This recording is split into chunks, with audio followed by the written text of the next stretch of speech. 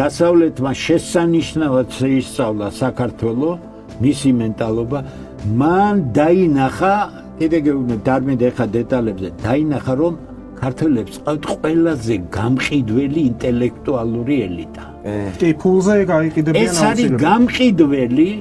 უპრინციპო, ოღონდ აცხოვრე, კარგად საქართველოს მოკყიდის, ყველა მოიწყედეთ ნახე qalbi მწერლები, qalbi პოეტები, qalbi ფილოსოფოსები, სახიობებამდე სახიობებები. ხუთი ძალიან ცნობილი ინსტიტუტი სწავლობდა საქართველოს, მათ დეტალურად იციან ისტორიული ტრაექტორია საქართველოში, ყველა მოუწება ეს დიდი ხანია იციან, ძალიან მაგრად სხვათა შორის მათ ნახეს სუსტი ადგილები,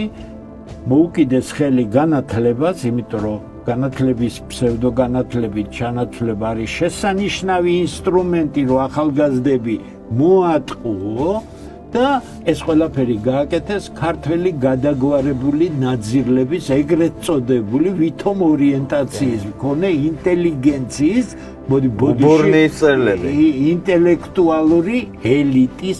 კომპრადორი იყო ქართული ელიტა ყოველთვის და ქართული ელიტა იყო დღესაც რჩება კომპრადორად, ანუ ვაჭრობს საკუთარი ქვეყნის ინტერესს.